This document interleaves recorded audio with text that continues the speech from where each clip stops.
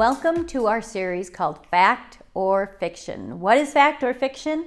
I'll tell you, through the years, I have heard clients come in and tell me, hey, I know this is a situation, or this is a fact, or this is the way something works. And I'm always intrigued, like, where did they get that from? But I know stuff is out there on the internet and you talk about it amongst your family and friends, but I'm here today to sort everything out, and we're going to figure out the difference between fact and fiction. And this should help you make a better choice for your wedding day. So what are we going to talk about today? The difference between having a wedding in your backyard or your friend's backyard or at an actual venue.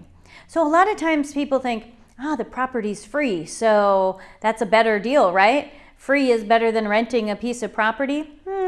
Maybe, maybe not. So let's break it down a little bit. So let's say you have it in your backyard.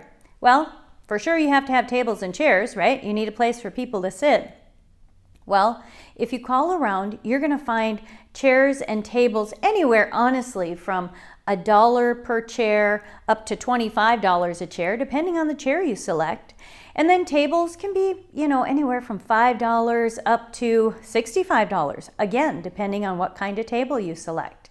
So if we just did an average, you can easily say that for 100 guests, you're going to spend around $450. So now that backyard wedding that was free so far, not free. Okay, the next thing we're going to talk about is linens and dishes. So a lot of caterers right now have a trend of not providing the dishes or servers.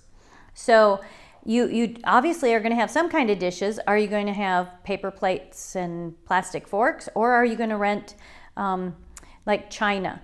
And then also you'll need linens. Are you going to do paper tablecloths, plastic tablecloths?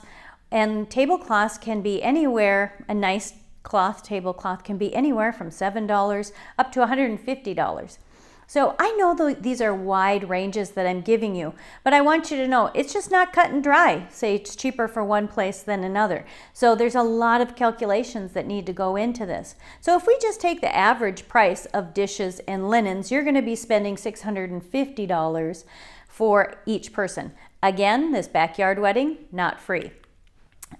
Also, if you're going to have a substantial amount of people, you have to look at the property and the homeowners and say, can your sewage system handle that many guests going to the restroom in the house? Is there one restroom that's going to be easily accessible? Are there multiple restrooms that are accessible? Or does the homeowner want to say, no, I don't want anybody in the house? If that's the case, then of course you have to rent porta potties. Now you can rent just the standard ones that you see at a fairgrounds or a park, and those can be pretty reasonable and inexpensive. I find most couples want to have a nicer one, which can be $1,500 up to $5,000. Again, a wide range, and again, not so free for your backyard wedding now. Also, the next thing is caterers and servers. So right now the trend, again, like I mentioned, for a caterer is not to provide servers with the cost of the food. So that's normally an additional price. So if you have caterers and servers, you can expect to spend at least $30 per person, which of course if you're doing 100 people at your wedding is going to be about $3,000. So again, not free. You'll also need to rent a bar and bartenders and have those available at your wedding. So again, not free. So if we just add some of these simple costs up for 100 people, we're now at $4,600. So when you're thinking free backyard event, it's $4,600 for 100 people, and that's just 100 people. The average wedding can be typically about 200 to 300 people. Okay, so now let's look at the venue. All of the costs that we had just calculated for your backyard typically can be included in a venue. So normally they'll have tables and chairs, sometimes linens and dishes and catering, bartending and the bar. So all of these things a lot of times are included, and the average right now is around $5,000 to rent the venue. And sometimes this includes food, sometimes it doesn't.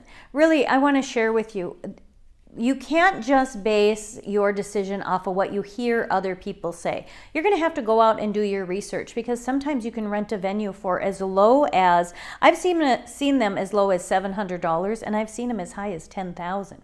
So make sure you do a lot of calling around, and you need to compare apples to apples. Sometimes when we're trying to make these decisions, we don't have all the cold hard facts. We're just thinking free piece of property and $5,000 to rent the venue, and you're thinking that it's going to be cheaper.